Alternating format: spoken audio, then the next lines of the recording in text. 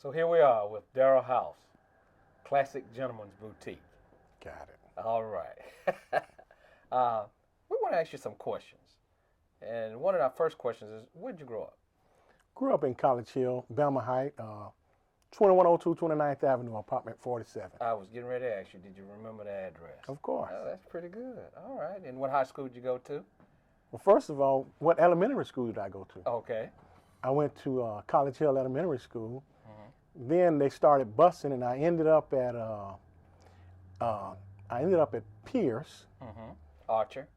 Archer, and then I ended up at the Great Jefferson Dragons. Oh, yeah. Oh, yeah. Go Dragons. Did you go to college? I did go to college for a short stint. I attended Morehouse College for a couple of years and had a situation, and I had to do something else. Can we know anything about that situation? Sure you can. Well, what actually happened is my wife now, my girlfriend then, went to Clark, Atlanta University. And I don't know if anybody knows about the AU Center, but they're in pretty close proximity. And me and my wife, or my girlfriend at the time, got pregnant. So I had to do some other things. My mom always told me that you need to take care of your responsibilities. And at that point, I think I needed to join the Navy. Okay. See, right there, that is a gift right there, because somebody's in that situation right now. So you decided to join the Navy, right? Yes, sir. What trade were you in when you were in the Navy? Okay, I joined the Navy, and I ended up in a special program in the Navy. It was called a TAR, which is Training and Administration of Reserves. And in that program, you have very limited jobs that you can do. But what I ended up doing was becoming an aviation electronics technician. And what that is we worked on aircraft on the tactical navigation, communication systems of the aircraft. Oh, okay. And I know we've talked about a little bit about your service time. You also was a hustler, a legit hustler. Yeah, I was a legit. I always kept a hustle, no matter what I was doing. When I joined the Navy, my first duty station was Detroit. I ended up at Selfridge Air National Guard Base. Had no clue to where that was. But during that time, I ended up going to what they call an A school. And the A school was in Jacksonville, Florida. And this young man and I were trying to tint his windows. And of course, we picked the worst day out of the year to try to tint windows. It was windy, and we didn't know what we were doing. So after I was defeated by that window, I decided I was going to learn how to tint windows. And when I came back to Tampa one time, I ran into an old friend of mine, and his name was Doc. We call him Doc. And Doc was tinting windows, and Doc showed me a few techniques, and I picked it up, studied a little more, went on the internet, figured out how I could do it a little bit better, and that became my hustle when I was in the Navy. Okay. There were times that I didn't even have to cash my Navy check. Whoa, you were seriously hustling. Yes, sir. Well, you know, you told me about a situation you had at one time when you were doing your hustle, where a gentleman came in and he was a part of some major drama. Can you tell us a little bit about that drama? Well, that was an unfortunate situation. This young man, when we were tinting windows, you always hung around stereo places. Now, I've tinted some big stars when I was tinting windows. I did Missy Elliott's, I did Timberland's car, I did all of the Blackstreet guys' car, Teddy Riley, you know, and I met them through tinting windows. But this situation is, this gentleman from New York owned a stereo shop, and this is where the guys used to go and hang out. So we were in there hanging out one Friday, and there's a young man, he's from New York, and he was security on base. And he was always known to carry a weapon, and we knew that. And he also was security at clubs. Right. So when he came in one evening, and he asked to speak to the owner. And we said, well, he's in the back. But in the meantime, when he goes in the back, there's a news flash that comes on the screen. While he's in the back? While he's in the back talking to the owner. With this weapon on him, after I done told a couple of jokes, because that's me, I'm always joking. I said, you must think something coming down today. You got your 9mm on you. And he said, well, you never know. Little did I know that there was another situation brewing. But anyway, when the screen came on, it was a news flash. And they showed us his picture, and they say, "Have you seen this guy?" Right. And this was the guy we just saw. And The guy in the back talking to the the guy owner. in the back talking to the owner. Well, what had happened, he had an unfortunate situation. Oh, wait a minute. What were y'all doing? Y'all saw the television, and this guy in the back. I mean, your expression had to be like, I can't say what I need to say. What the expression was and what we said. Oh, okay. you know what I mean? But just so happened he had left out the back and he was gone, and we didn't realize it. But anyway, he actually had killed his wife. And I'm not going to go into the details of it all. But later on that day, he ended up taking his own life. And, you know, sad to say stuff like that happens. Right. Now, I wanted to ask you, looking back on the day, looking back at that situation, how do you feel about that? How do you, I mean, everybody have a revelation when they look back on, you know, thank Lord for not letting them go crazy, kill me. How would you put that in your words? How would you say you feel about that, surviving that? Well, sometimes you gotta. Well, I'm always very upfront. I'll just a joke will come out of my mouth in a minute, as you are aware of that. And I just thank God that He didn't take what I said in the wrong way. Not even in that situation, but there's been a lot of situations in my jobs that, you know, I can tell that God's hand was on me because I recognized certain situations and I moved away from them. And in my Navy career, growing up in the projects, you learn a lot of stuff and you learn to recognize certain situations. Okay. So now you're out of the Navy. What are you doing now? Well, when I got out of the Navy, at first I wasn't sure what I wanted to do. My oldest daughter had graduated from high school and she was living in Tampa. My youngest daughter was a senior in high school, so I didn't want to move her. So we stayed in Virginia Beach for another year. I continued my hustle. Actually, I opened a shop. So we started doing window tinting up there in Virginia, but the laws in Virginia are very strict when it comes to window tinting. But you can make a lot of money. So I stayed up there for another year. My daughter that moved to Tampa actually got pregnant. So now that distance was too far for my wife because our first grandbaby, we needed to get a little closer. So we ended up moving to Orlando. Good thing, here again, I still had that hustle. So I started tinting windows. I ran into some guys that owned, they worked on cars, like Porsches, Mercedes, and BMWs. And those guys were from the islands, and they all hang out on the weekends, and they would have more work than I can handle for me. So I did that for a while, but what I realized being down in Florida is that the prices were deflated because there's so much competition.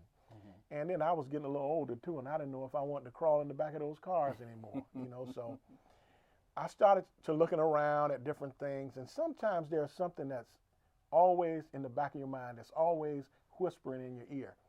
And for whatever reason, you don't know what it is, but let me step back for a moment. When I was in Virginia and I was doing my hustle, I was always into clothing.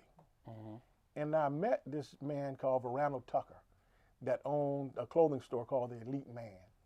And what I did once I met Verano Tucker, I said, Mr. Tucker, would you mind if I come in one day a week on Mondays, volunteer my time, just to learn the business? Now, I didn't know what that had in store for me in the future, but for whatever reason, that's what I ended up doing. And I would go in once a week, and he would teach me how to measure, how to, you know, I didn't need help putting together combinations that came natural to me, but just the technical aspect of the clothing line. So anyway, fast forwarding, when I ended up in Orlando, one day I'm looking in the paper, it's a Sunday, and I see a very small ad in the paper that says tie rep, T-I-E, tie rep. And it had an Atlanta number. So I called a number, and I left a message. The gentleman called me back and said, hey, I'm coming down to St. Pete. I was living in Orlando at the time. He said, I'll be landing in Tampa at the airport. If you want to meet me, we can do an interview. I said, don't meet me there, I'll beat you there. You know what I'm saying? So I was there, and I showed up, and I'll never forget the first time I saw this gentleman, what he was wearing. He had on a gray pinstripe suit with some brown shoes.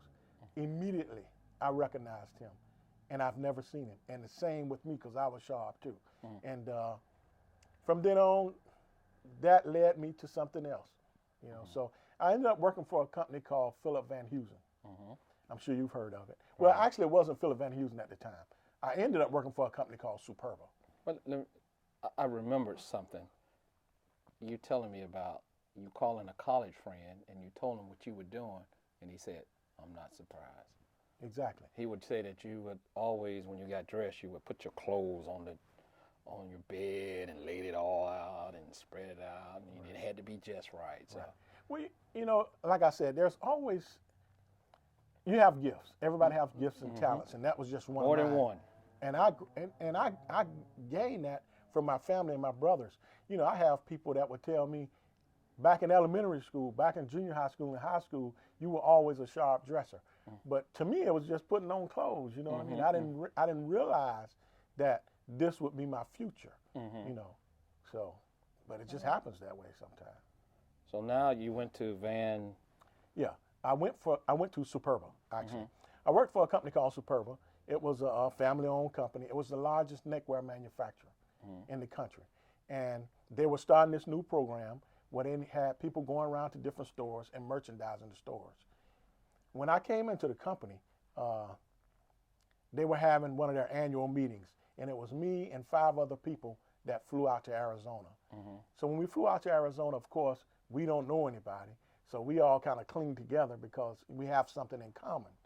And I never forget, this gentleman came up to us and was talking to us, and he was from South Africa. You could tell immediately by his language and his voice. And he said, "I want to just welcome you, you know, to the company and all that." And I was thinking he was just one of those general people that come up and talk to you. Well, at the opening of the meeting, they introduced the CEO and the president of the company. And it was this gentleman, you know. Wow. And from that day to the day I left that company, he would always ask me, "Well, Daryl, I know you're going to be sharp. What are you wearing?" They would come to see what I was wearing, you know. The CEO. The CEO, yeah. And his CEO and his daughters were in the company. But I had a great experience with that company. When I joined that company, we did some training videos, and they flew me out to Beverly Hills, California, you know, put me up for a weekend, and we did a video, not a videotape, but we did a professional production of training for the Macy's company. Right. So every time you would go into a Macy's store, a new employee would see me because I was a part of that training video. Okay, industrial. Yeah, so that was one of the things I did. While doing my job, the trainer for JCPenney's recognized me, and they were out of Dallas. And she asked me if I would be willing to fly out to Dallas and do a national broadcast for JCPenney's.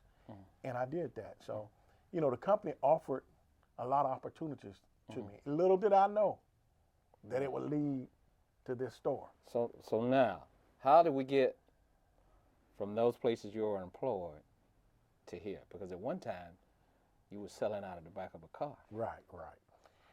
Well, actually, what happened was, like I said, we got bought out. Well, we got bought out by Philip Van Heusen. Now, going from Superba to Philip Van Heusen, totally different mindset. Family owned. You can talk to the CEO when you were with Superba. Philip Van Heusen, you got board of directors, you know, huge corporation. It's not very personable, you know. So I was kind of looking for a way out. Here again, God directing your path. I ended up meeting a guy in Orlando, and his name is Alonzo Adams.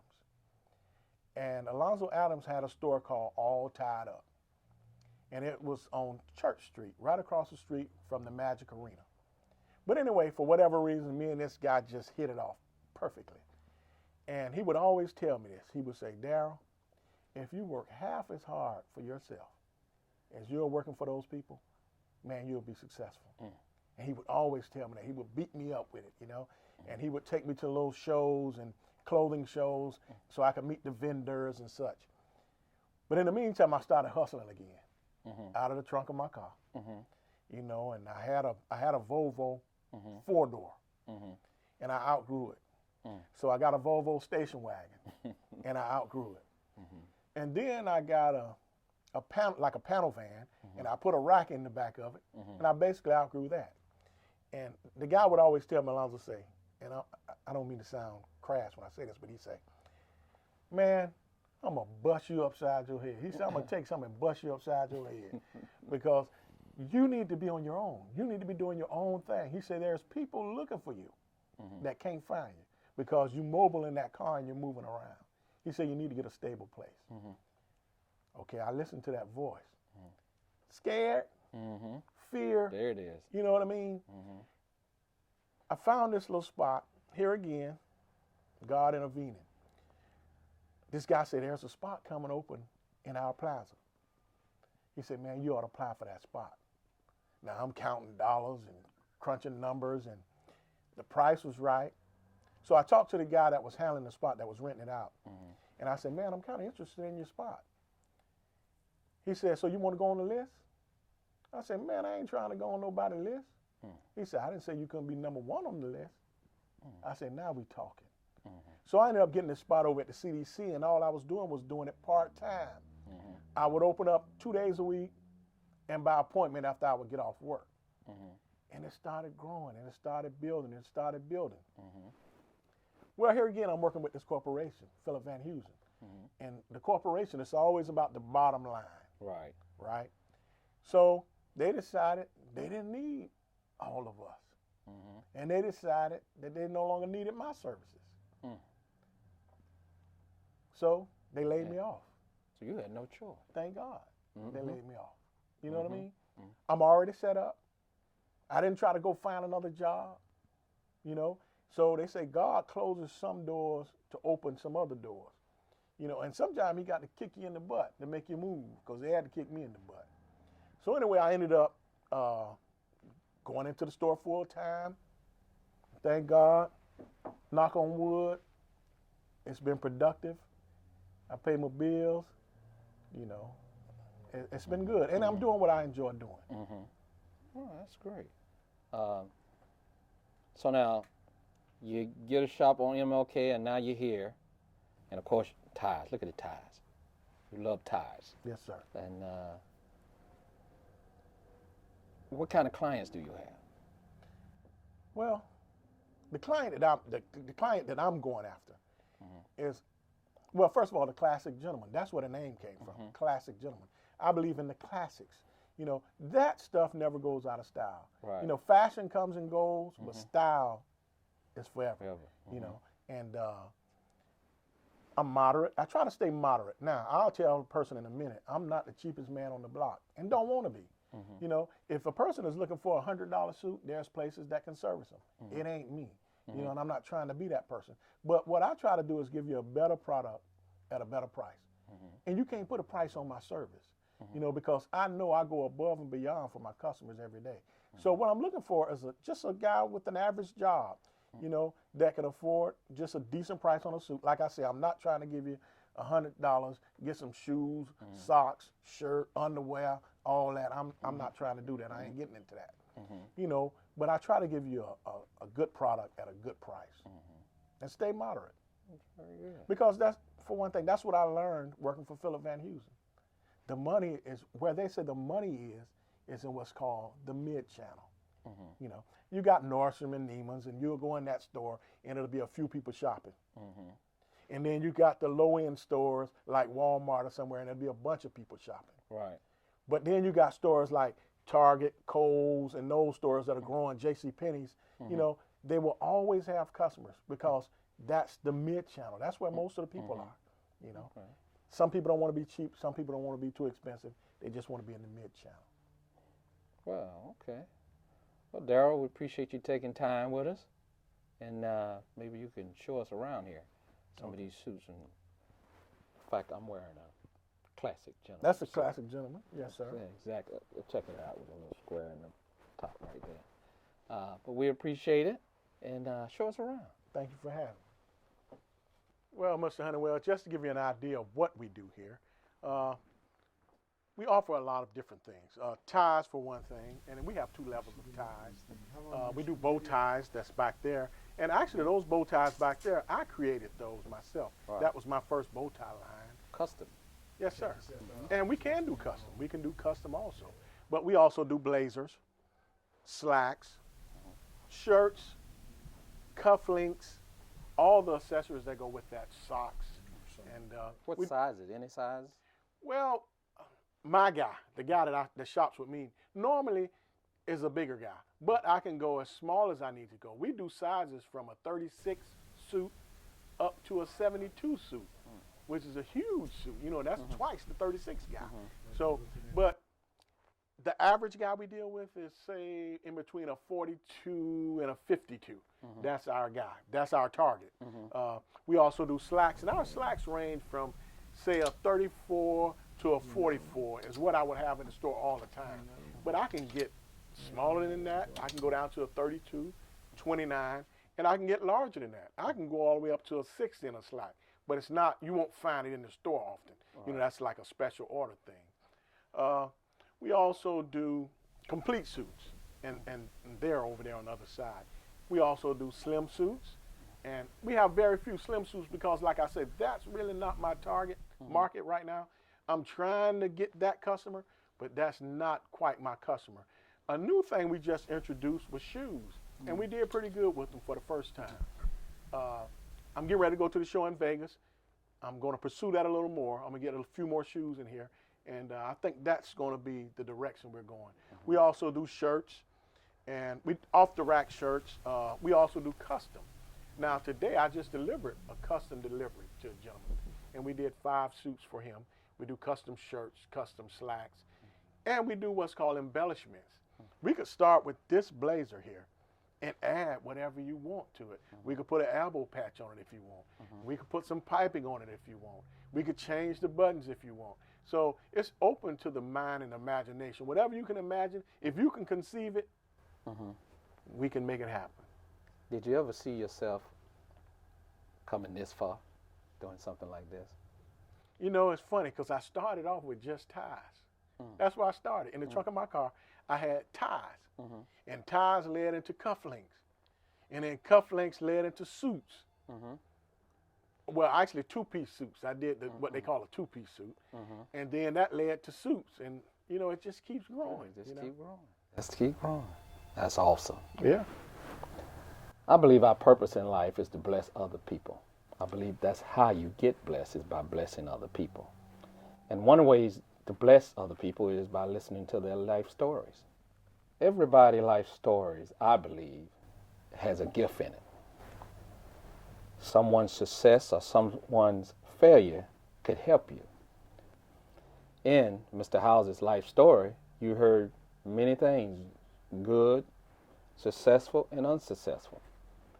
And just in case you didn't hear what I call a gift, because there's a gift in his life story, every time he says the word God, there's a gift around there for somebody out there. Thank you again for watching Life Stories and Journeys with me. Have a blessed day. Bye-bye.